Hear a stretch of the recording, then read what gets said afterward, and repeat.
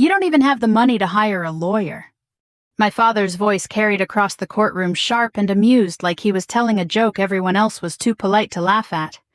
A few people did anyway. Not loudly, just enough. I stood there alone at the defense table, hands resting lightly against the wood fingers, steady in a way that had nothing to do with calm and everything to do with training. I didn't look at him. I didn't give him the satisfaction.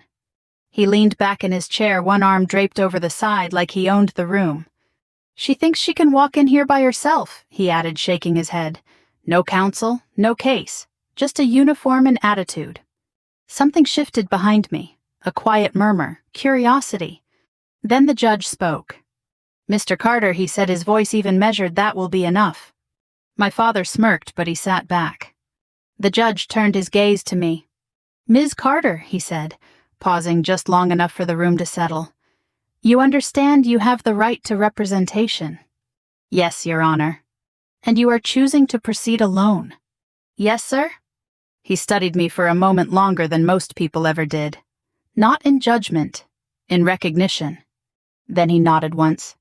"Very well," he said. "For the record, she won't be needing one."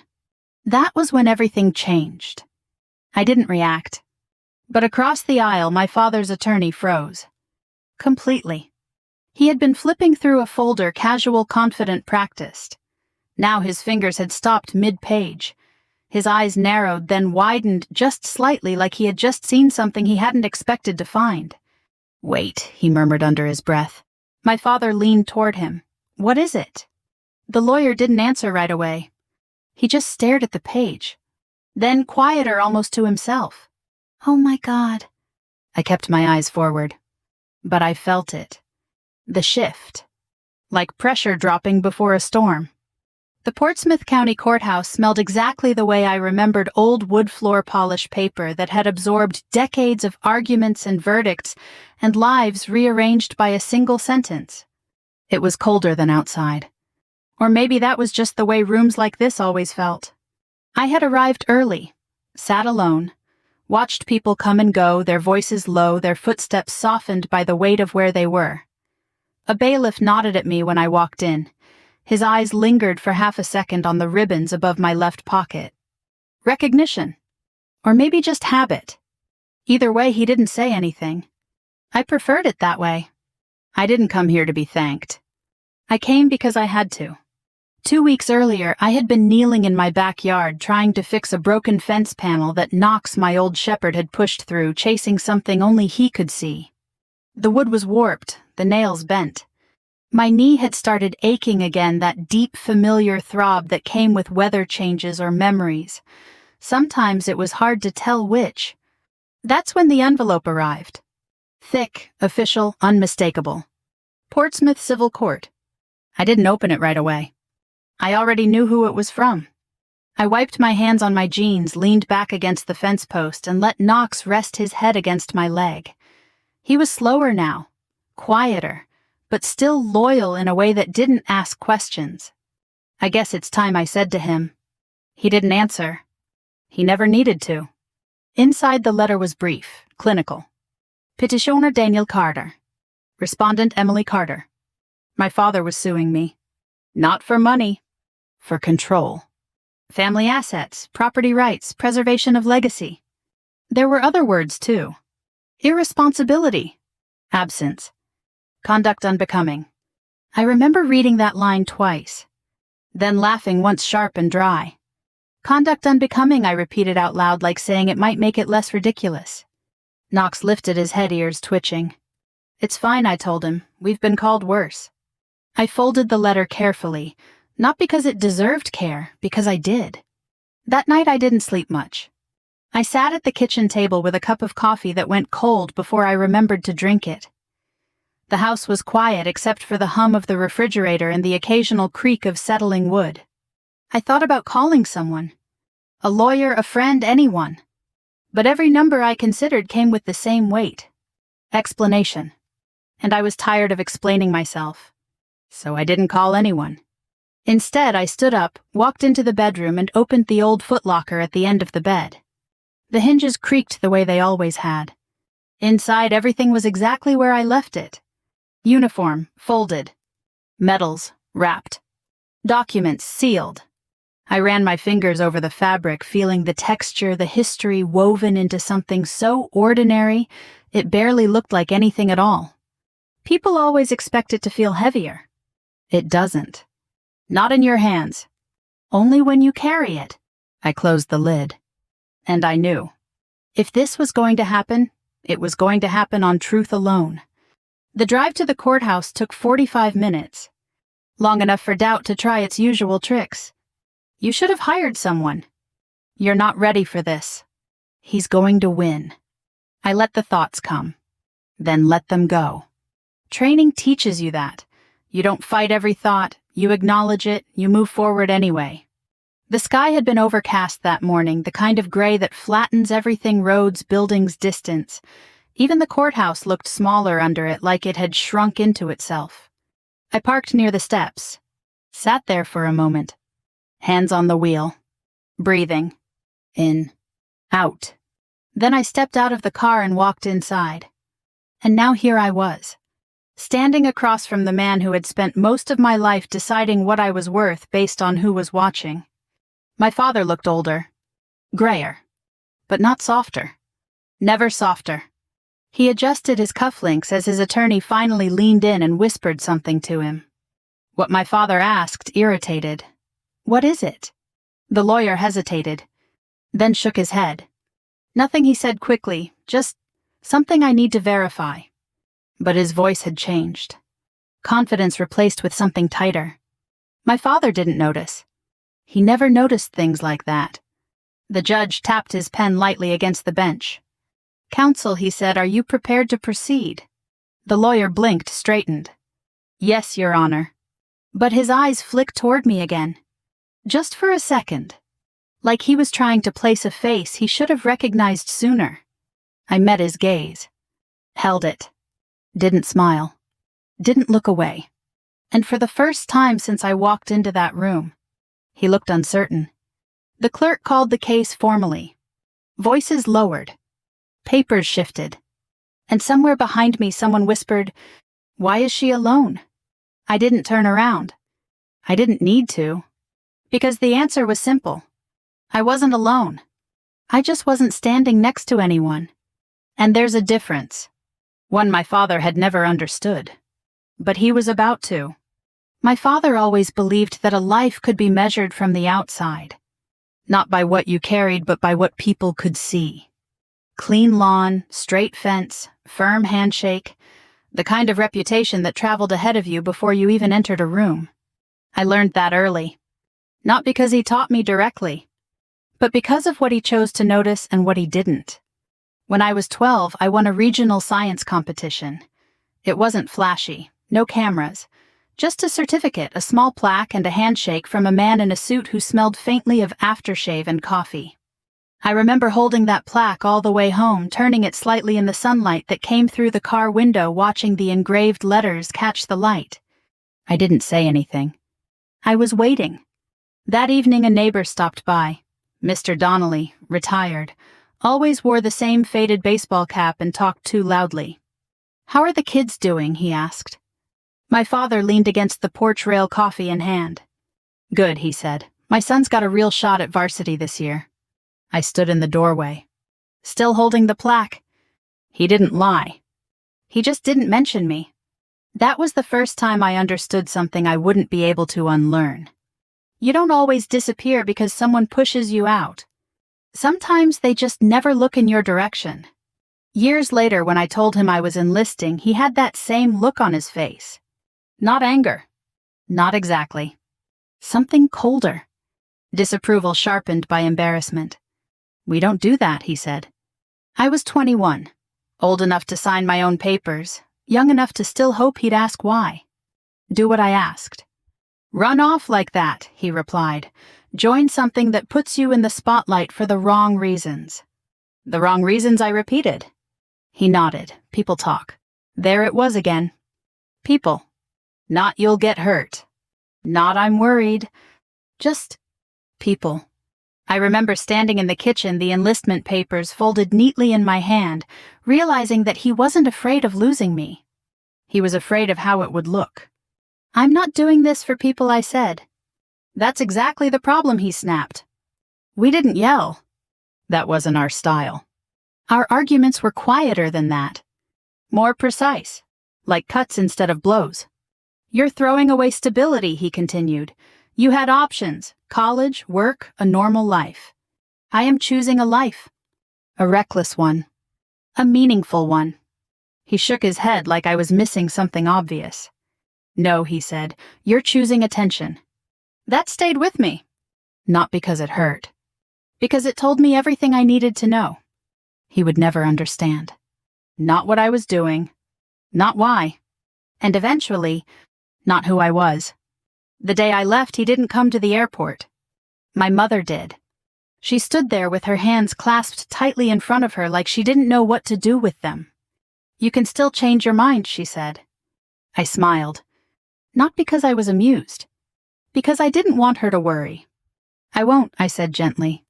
She nodded, then hugged me longer than she ever had before.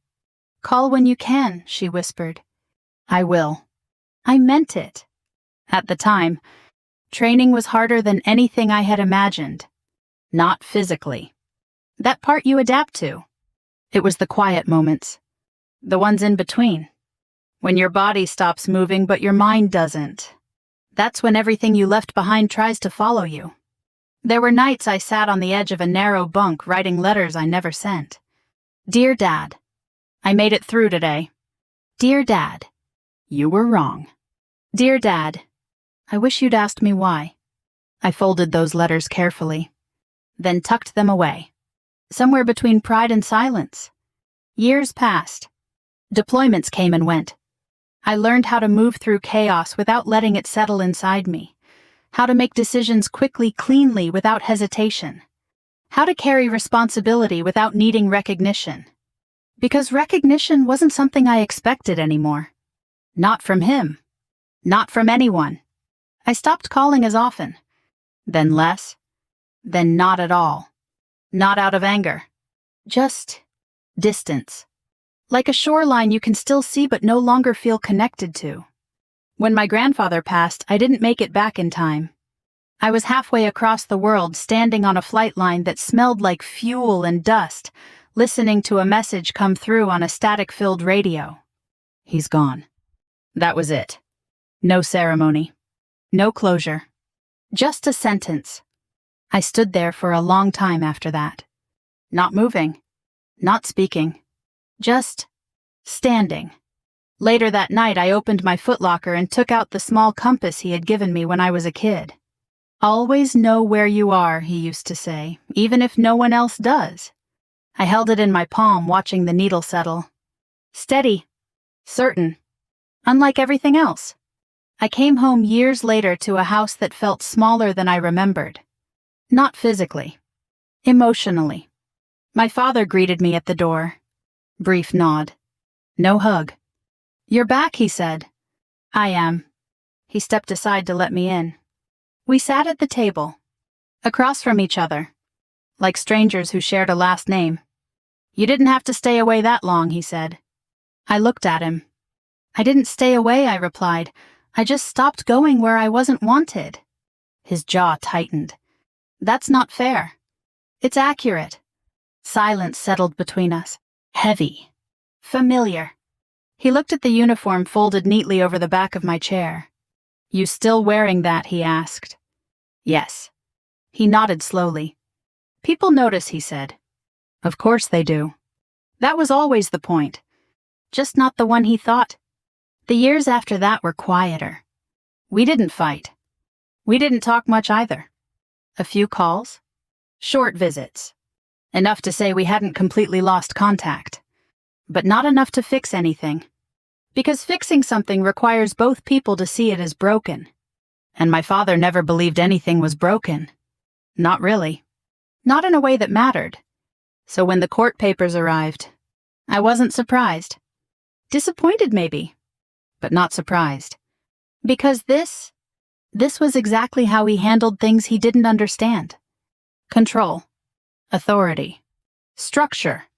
If something didn't fit the image, you reshape it. Or remove it. And I had stopped fitting a long time ago. Back in the courtroom, my father shifted in his seat, unaware of how close he was to losing something he thought he had already won. His lawyer shuffled papers again. Less confidently now. The judge leaned forward slightly. "Let's proceed," he said. And just like that, the past stopped being memory and became evidence. I didn't hire a lawyer. That was the part everyone seemed to understand the least. It wasn't the uniform, not the silence, not even the fact that I hadn't spoken to my father in months before he filed the case. It was that I chose to stand there alone. The clerk had asked me twice when I filed my response. "You're sure about this, ma'am?" She wasn't rude, just careful, the way people get when they think you might be making a mistake you can't take back. "Yes," I said. "These cases can get complicated," she added, lowering her voice slightly, "especially when it's family." "I know. You'll be going up against legal counsel." "I know." She hesitated, then leaned in just a little. "You could still request a public defender or—" "No," I said, not unkindly, "I won't need one."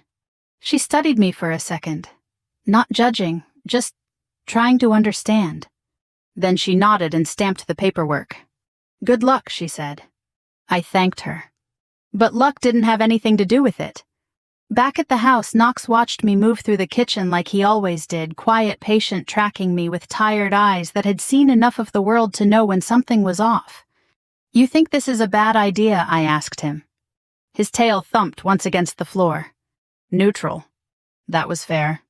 I set the folder down on the table and opened it again, even though I already knew what was inside.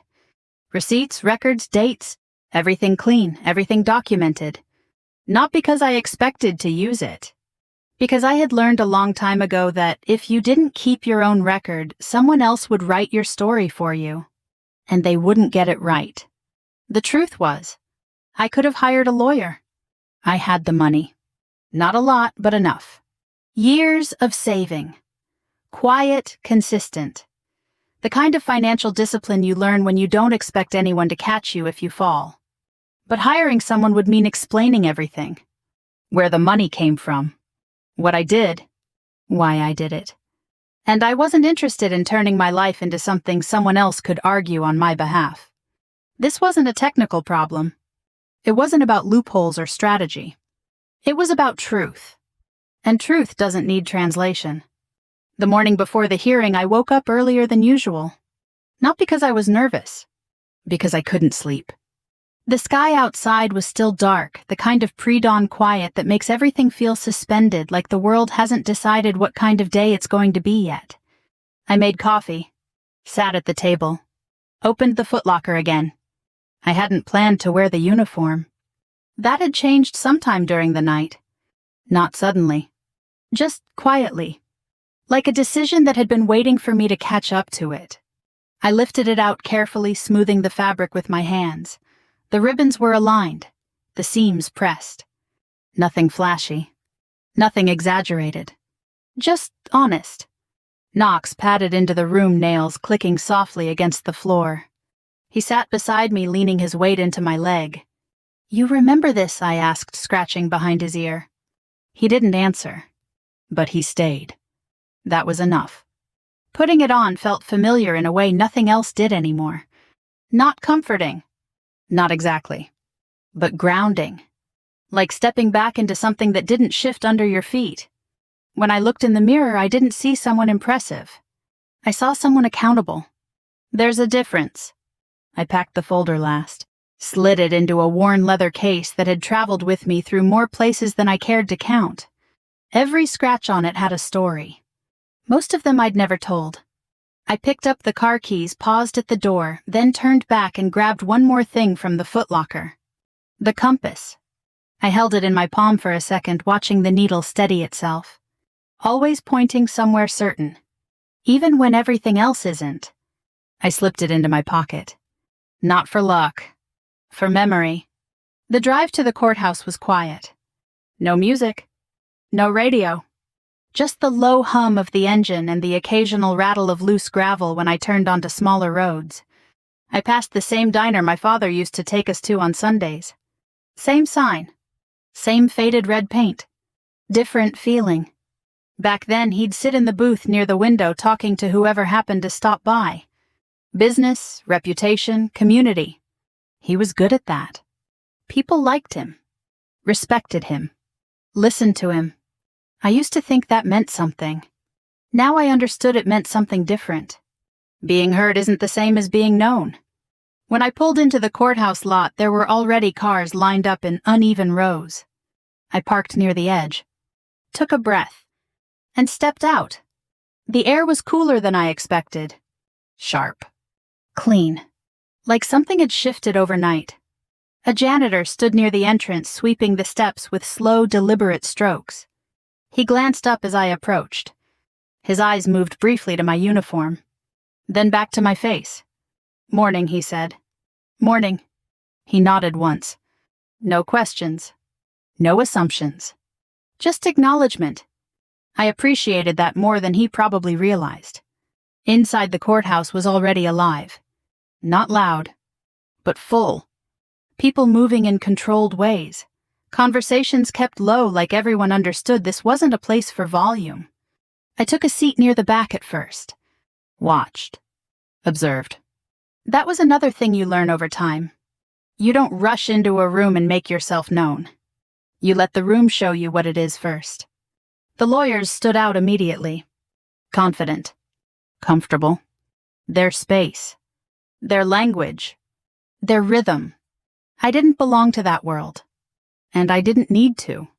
When my father arrived, I saw him before he saw me. Same posture. Same controlled movements. His suit was pressed perfectly like always. Appearances mattered. Some things never change.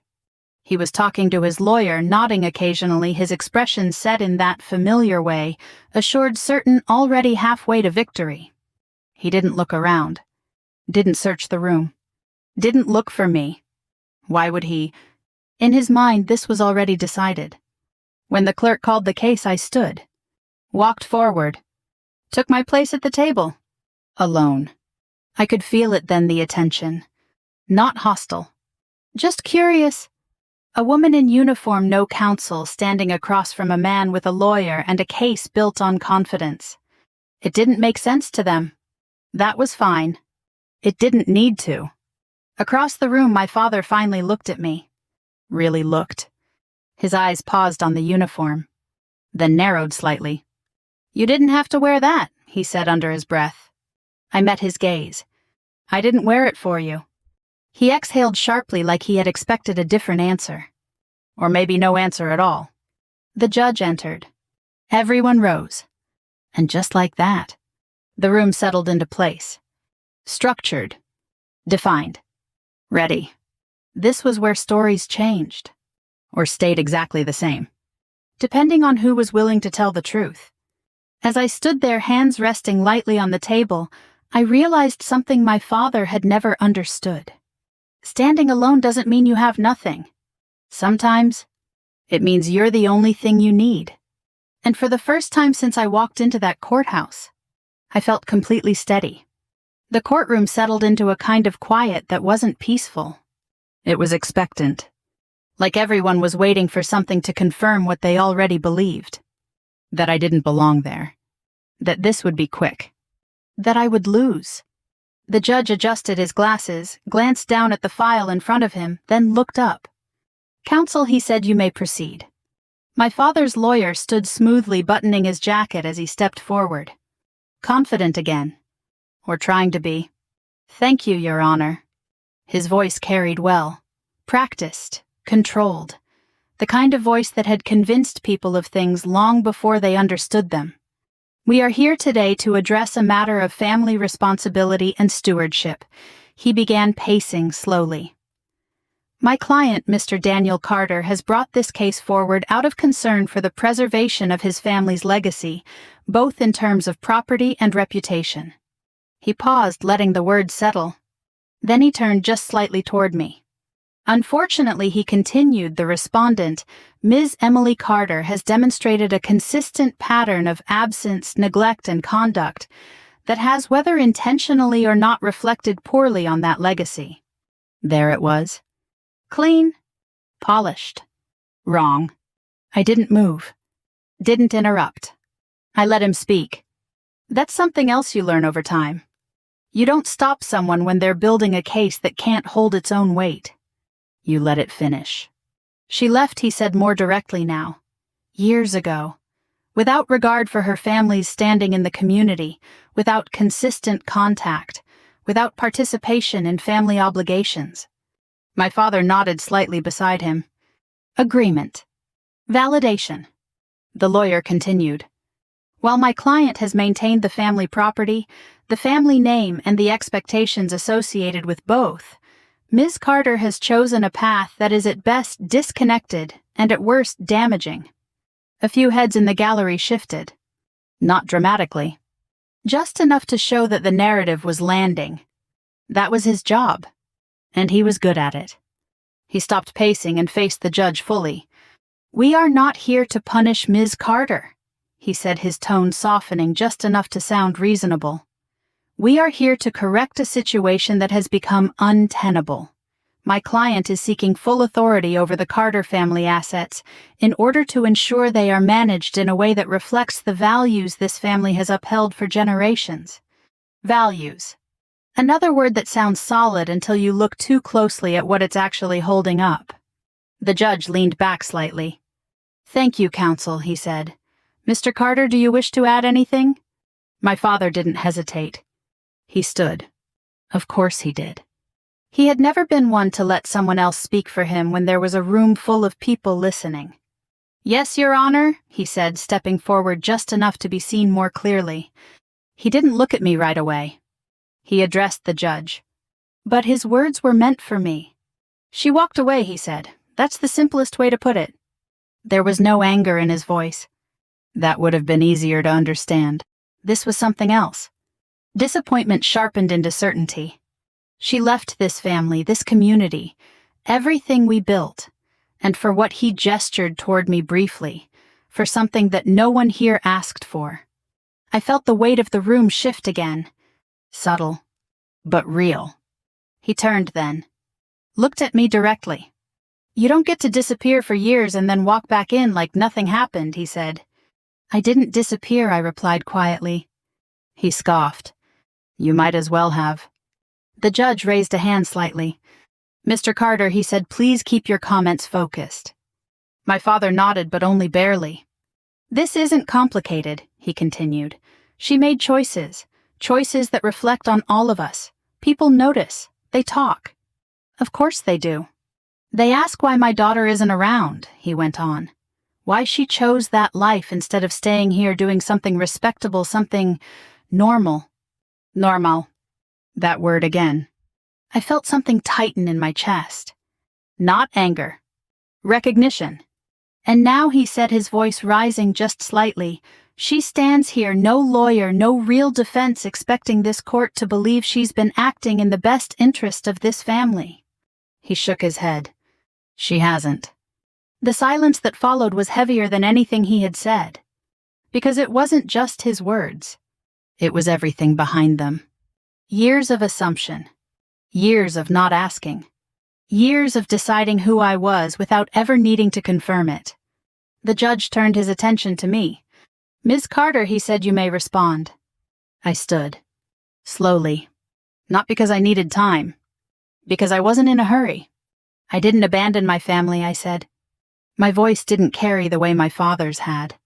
It didn't need to. I served my country, I continued. And I stayed away because I was made to understand that my presence was unwelcome. A ripple moved through the room. My father shifted. That's not what I said, he snapped. I looked at him. You said people would talk, I replied. You said I made you look bad. That's not the same thing. It is when you say it enough times. The judge watched both of us carefully. Not interrupting. Letting it unfold. Ms. Carter, he said, can you address the claims regarding your absence and lack of involvement with family property? Yes, sir. I reached down, opened the leather case, and pulled out the folder. Not dramatically. Just deliberately. I have records, I said, documentation of my involvement. My father's lawyer leaned forward slightly. Interested again. Concerned, maybe? I handed the documents to the clerk, who passed them up to the bench. The judge began to review them. Slowly. Carefully. No one spoke. The room held its breath. These payments, the judge said after a moment, tapping one page lightly, have been consistent. Yes, sir. And they originate from an account under your name. Yes, sir. My father let out a short, disbelieving laugh. That doesn't mean anything, he said. Anyone can send money. That doesn't mean she's present. The judge didn't look up. Mr. Carter, he said, you'll wait. I stood there, hands at my sides, feeling the familiar steadiness settle in again. This wasn't the moment. Not yet. The truth doesn't need to rush. It arrives when it's ready. The judge continued reviewing the documents, flipping through page after page. Dates. Amounts. Consistency. Things that don't lie. Ms. Carter, he said, finally looking up, you've maintained financial responsibility for the property despite not residing here. Yes, sir. Why, there it was. The question. Simple. Direct. I considered it for a second, then answered honestly. Because it mattered, I said, to my grandfather, and because no one else was doing it. My father scoffed again. Always the martyr. I turned my head slightly. Met his eyes. You never asked, I said. That landed. Harder than anything else had. He opened his mouth. Closed it. For just a second. He didn't have an answer. The judge set the folder down, folded his hands, and looked at my father. Mr. Carter, he said, his tone measured, you've made several assertions regarding your daughter's conduct and its impact on your family's reputation. That's correct. And you are confident, the judge continued, that you are fully aware of that conduct. My father straightened. Yes. No hesitation. No doubt. Just certainty. The kind that comes from never having to question your own perspective.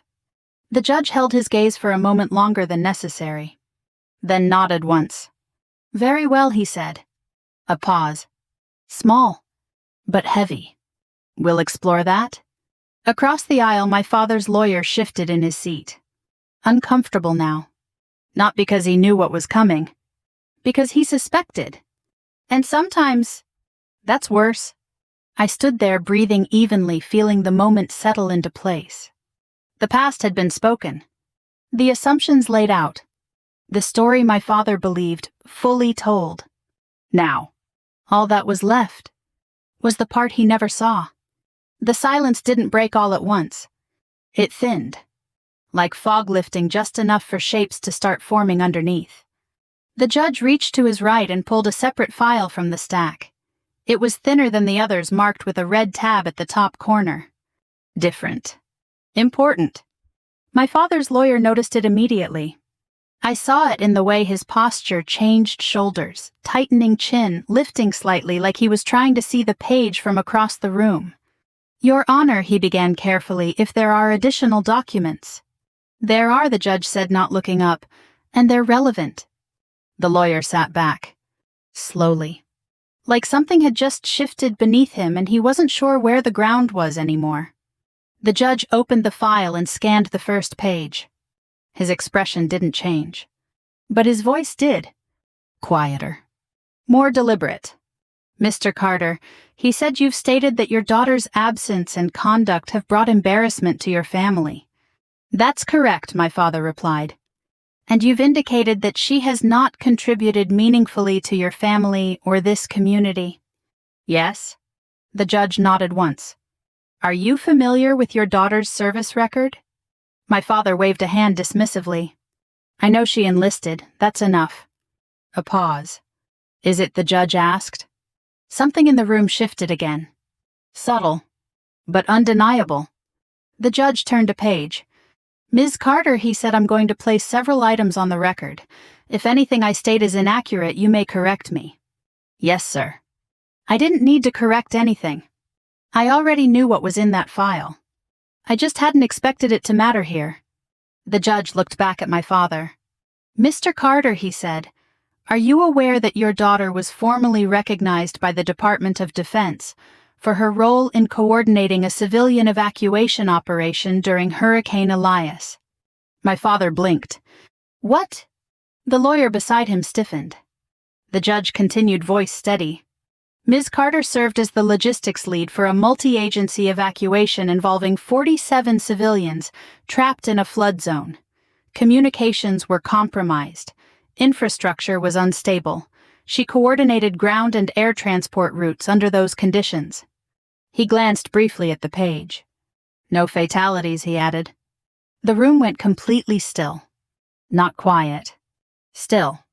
Like something had just been placed in the center of it that no one knew how to move around. That's not possible, my father said, shaking his head. She never told us anything like that. The judge didn't react. That does not negate the fact that it occurred. My father turned to his lawyer. Is that real? He demanded. The lawyer swallowed. Yes, he said quietly. It's documented. My father stared at him. Then back at the judge. Then at me. Like he was trying to reconcile three different realities that didn't match. The judge turned another page. There's more, he said. Of course there was. There always is. For the past 8 years, he continued, property taxes associated with the Carter family estate have been paid in full and on time. My father straightened slightly. I've said that. I've maintained. They were not paid by you, the judge said. Silence. They were paid by Ms. Carter, he continued, from her active duty income, and later from her disability pension following discharge. My father's mouth opened, then closed. No, he said, that's not. It is, the judge replied. I felt the familiar tightening in my chest again. Not fear. Not even discomfort. Just the weight of something private becoming public. I had never intended for any of this to be said out loud. It wasn't something I did for recognition. It was something that needed to be done. And I was the one who did it. That was enough. You're telling me, my father said slowly, his voice rougher now, she's been paying for that property all this time. Yes. And no one told me. The judge looked at him. Did you ask? That question landed harder than anything else had. My father didn't answer. Because there wasn't an answer that would hold up. The judge continued. In addition, he said, Ms. Carter has made recurring anonymous contributions to the county's Veterans Relief Fund. A few heads in the gallery turned. Recognition. Surprise. Something else. Those funds, the judge went on, were used to provide emergency housing and support for displaced families, including several within this county. He paused. Then added almost gently. The anonymity was only lifted due to financial verification requirements in this case. My father looked at me again. Really looked this time. Not at the uniform. Not at the situation. At me. You did that, he asked. It wasn't accusatory. It wasn't even angry. It was uncertain. I met his gaze. I didn't think it mattered who did it, I said. The judge closed the file slowly. Carefully. Like he understood the weight of what had just been said. Mr. Carter, he said, you've argued that your daughter has brought embarrassment to your family and community. My father didn't respond. He just stared. At the bench. At nothing. At this time, the judge continued, the evidence suggests the opposite. The words didn't echo. They didn't need to. They settled. Heavy. Final. My father's lawyer leaned forward, voice low, strained. Your Honor, we would like to request a brief recess to review. Denied, the judge said calmly. We are well past that. The lawyer sat back. Defeated. Not dramatically. Just quietly. My father's hands were clenched on the table now. Knuckles pale. I remembered those hands. Steady. Strong. Certain. Now they looked unsure. He shook his head again, slower this time. I didn't know, he said. Not to the judge. Not to the room. To himself. I felt something shift inside me. Not satisfaction. Not relief. Something more complicated than that. Because this wasn't about winning. It never had been. You didn't ask, I said. My voice was steady. But softer now. Not defensive. Just true. The judge let the silence stretch. He understood it. understood that this moment wasn't about legal arguments anymore. It was about something else. Something harder to measure. "Mr. Carter," he said finally, "can you explain to this court how your daughter's actions constitute embarrassment?" My father didn't answer. He couldn't. Because the story he had built didn't match the facts in front of him. And for the first time, he didn't have a way to fix that. I stood there, hands still breathing, even feeling the room change around me. Not in my favor. Not against me. Just clearer. The truth hadn't raised its voice. It hadn't argued. It hadn't defended itself. It had simply arrived. And once it did, there was no room left for anything else. My father looked at me again. And this time, he didn't see what he expected. He saw what had always been there. He just hadn't been looking. The courtroom didn't return to normal after that. It couldn't. Something had shifted too far to be put back the way it was. People were still sitting in the same seats. The judge was still behind the bench. The same walls, the same light filtering through the high windows. But the story, the one everyone thought they understood, had broken. And when a story breaks, people don't know where to look. My father sat there staring at nothing. Not the judge. Not me. Just somewhere in between. Like he was trying to find a version of events that still made sense. "I didn't know," he said again. Quieter this time. The words didn't carry the way they had before. They didn't need to. They were heavier now. The judge folded his hands in front of him. "Mr. Carter," he said not unkindly, "that has become clear." There was no judgment in his tone. Just fact. My father's lawyer shifted beside him, clearing his throat softly. "Your Honor." He began carefully choosing each word while we acknowledged the additional information presented. "The core issue remains." "The core issue," the judge interrupted, "is that your client has made claims of abandonment and reputational harm that are not supported by the evidence." The lawyer stopped. Because there was nothing to say to that. My father finally looked up. At me. His eyes were different now. Not angry. Not defensive. Just uncertain. Like he was seeing a stranger. Or maybe realizing that I had always been one. "Why didn't you tell me?" he asked. There it was. The question he should have asked years ago. The question that might have changed everything. I held his gaze. "You never asked." I didn't say it harshly. I didn't need to. The truth doesn't require force. He leaned back slightly like the answer had physically moved him. "I thought," he started, then stopped. Because whatever he thought didn't matter anymore. The judge picked up his pen again, tapped it once against the desk. A small sound. But it brought the room back into focus. "Before I issue a ruling," he said, "I want to be clear about what this court has established." He looked down briefly at his notes, then back up. "Ms. Carter has maintained consistent financial responsibility for the family property." He glanced toward me. "She has demonstrated ongoing contribution to the community through verified charitable actions." Then back to my father. "And she has served this country with distinction, including actions that directly benefited members of this very community." He let that settle. Then added, "There is no evidence before this court that her conduct has caused harm to your family's reputation." A pause. "Measured. Intentional. In fact," he said, "the evidence suggests the opposite." My father closed his eyes for a second. Just a second. But long enough for something to shift behind them. The judge straightened slightly. "This court does not find sufficient grounds to transfer authority over the Carter family assets." There it was. The ruling. Clean. Clear. Final. Ownership and control will remain as currently documented. He lifted the gavel, then paused. Just briefly, as if considering something beyond the legal. "Mr. Carter," he said, looking directly at my father, "sometimes what reflects poorly on a family is not what its members do." My father opened his eyes, met the judge's gaze. "It's what we choose not to see." The gavel came down, not loud, but decisive. The sound didn't echo. It settled, like everything else had. People began to move.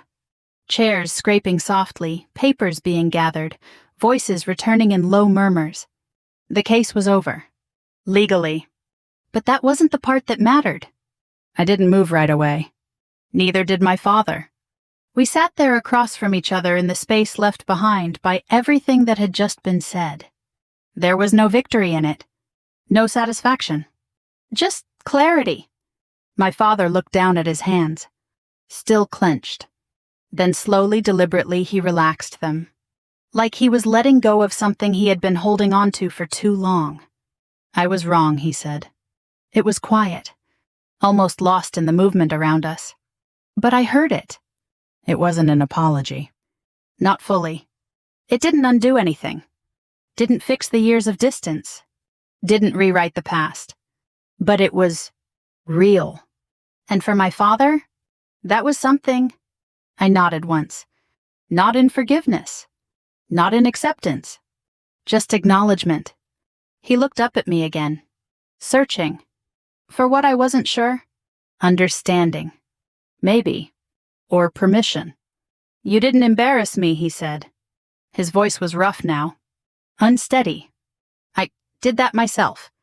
I didn't respond right away. Because there are moments when words don't add anything. They just fill space. And this wasn't a moment that needed filling. Around us, the courtroom continued to empty. The lawyer gathered his files quickly, avoiding eye contact with both of us. The clerk moved papers from one stack to another. Life resuming. As if something hadn't just been quietly undone. My father stood. Slowly. Like he wasn't entirely sure his legs would cooperate. He looked at me one more time. Then nodded. A small gesture. But deliberate. And then, he turned and walked toward the exit. Not with the same confidence he had entered with. Not with the same certainty. But not broken either. Just changed. I watched him go. Not because I was waiting for something. But because for the first time, I didn't know what came next. When I finally stood, the room felt different. Lighter, maybe. Or maybe I was just carrying less. I gathered my folder. Slid it back into the leather case. Simple motions. Familiar. Grounding. As I walked toward the door, I reached into my pocket and felt the edge of the compass. Still there. Still steady. Still pointing somewhere certain. For years I had lived with the idea that being misunderstood was something you had to accept. That some people would never see you clearly. That you couldn't change that. Maybe that was true. But standing there in the quiet aftermath of everything that had just happened, I realized something else. You don't have to change what people see. You just have to stop standing in the version of yourself they created. And once you do, the truth has a way of finding its own direction. I stepped out of the courtroom and into whatever came next. I didn't leave the courthouse right away. Most people did. They always do once the decision is made, once the tension breaks, once the room no longer holds what they came to witness. But I stayed. Not because I needed to. Because I didn't know where else to go yet. The hallway outside the courtroom was quieter than before. The kind of quiet that follows something important, not empty, just settled. Sunlight filtered through the tall windows, cutting long lines across the floor. Dust moved slowly in the air, almost suspended, like even it wasn't in a hurry to leave. I stood near the window, one hand resting lightly against the cool glass. For a moment I let myself feel it. Not victory. Not relief. Something softer. Release. A man in a worn veteran's cap walked past me, then stopped. He looked at me for a second, his eyes settling on the ribbons above my pocket. "Thank you for your service," he said. Simple. Direct. I nodded. "Thank you for yours." He smiled once, then kept walking. That was it. No questions. No expectations. Just recognition. The kind that doesn't ask you to explain anything. Outside, the air had changed. It always does after something like that. Cooler. Cleaner. Like the world had quietly reset itself while I wasn't looking. I stepped down the courthouse stairs slowly, my knee reminding me that some things don't reset at all. That they stay with you. Just quieter over time. My car was where I left it. Of course it was. Some things don't move unless you do. I stood beside it for a moment, keys in my hand, not quite ready to get in. That's the part people don't talk about. What happens after? After the confrontation. After the truth is spoken. After the moment you thought would change everything passes. I drove without a plan. Let the road decide. The town looked the same as it always had, storefronts, unchanged sidewalks worn in familiar patterns, people moving through their routines like nothing had shifted beneath them. Maybe nothing had. Not for them. I passed the old diner again. Slowed just slightly. Then kept going. Some places don't need revisiting. They've already given you what they were going to give. By the time I reached home, the sky had begun to soften toward evening. Knox was waiting at the door. He always was. His tail moved once, twice, slow but steady as I stepped inside. "Well," I said quietly, setting my keys down, "that's done." He leaned into my leg. Solid. Present. Uncomplicated. I scratched behind his ear, feeling the familiar grounding settle in. "You probably would have handled it better," I added. He huffed softly. Disagreeing. Or maybe just tired. I took off the uniform jacket and laid it carefully over the back of the chair. It looked the same as it had that morning. Pressed. Orderly. Still. But it felt different now. Not lighter. Just quieter. That night I slept. Really slept. Not the kind of sleep where your body shuts down but your mind keeps moving. The kind where everything finally stops. The next morning came without urgency.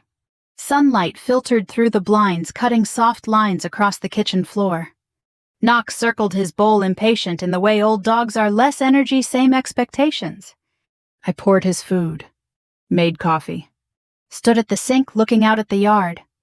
The fence still needed fixing. The boards were still warped. The nails still bent. Some things don't change overnight. They take time. Effort. Attention. The phone rang around 9. I almost didn't answer. But I did. Emily. My mother's voice. Soft. Careful. Yes. A pause. Not long. Just enough. "We heard," she said. I figured. Another pause. "He didn't know," she added quietly. I closed my eyes for a second. I know. Silence. Not uncomfortable. Just full. "He's been sitting on the porch all morning," she said. "Hasn't said much." That sounded right. "I don't think he knows what to do with it," she continued. "Most people don't," I replied. We didn't talk long after that. We didn't need to. Some conversations don't require length. Just honesty. That afternoon I drove out to the old family property. The one at the center of everything. It looked the same as always. Weathered. Steady. Still standing. I walked the perimeter, slowly checking the boards, the foundation, the small details no one notices until something breaks. Under the porch rail, the initials were still there. Carved decades ago. Faded but not gone. I ran my thumb over them. Familiar. Permanent. You kept it in good shape. The voice came from behind me. I didn't turn right away. I knew who it was. I tried, I said. My father stepped up beside me. Not too close. Not distant either. Just there. We stood in silence for a moment, looking at the same thing, maybe seeing it differently. I watched that clip, he said finally. What clip? The evacuation, he replied. News segment, it's still online. Of course it was. I didn't know, he added again. I nodded. I know. He shifted his weight hands in his pockets. I always thought, he started. Then stopped. Tried again. I thought if you weren't here, it meant you didn't care. I looked at him. It meant I didn't feel welcome. He winced. Just slightly. But enough. I was wrong, he said. There it was again. Same words. Different place. Different weight. I didn't rush to respond. Didn't need to. Some things take time to land. He reached into his jacket pocket and pulled something out. Small. Metal. Worn. My grandfather's watch. I kept this, he said. Didn't know what to do with it. He held it out. I think I do now. I took it. Carefully. The weight of it familiar even after all these years. Thank you, I said. He nodded once. Then stepped back. Not leaving. Not staying. Just giving space. As the sun began to set, the light stretched across the field in long, quiet lines. We stood there a little longer. Not talking. Not fixing everything. Just standing. Because sometimes that's where it starts. Not with apologies. Not with explanations. But with the simple act of staying. Later that night, back at the house, I placed the watch on the table beside the compass. Two things pointing in different ways. Both steady. Both certain. I didn't know what would come next. Not exactly. But for the first time, that didn't feel like something to worry about. Because the truth had already done its work. It had stepped into the light. And it didn't need me to defend it anymore. If this story reminded you of someone you haven't spoken to, someone you misunderstood, or someone who never really felt seen, take a moment. Sometimes the hardest conversations are the ones we never start. And sometimes, all it takes is one question we should have asked a long time ago. If you felt something in this story, share it. Let me know where you're listening from. I'd really like to hear your thoughts. We have more stories like this, quiet, real, and worth telling. So if you don't want to miss them, stay with us. Let's keep walking this path together.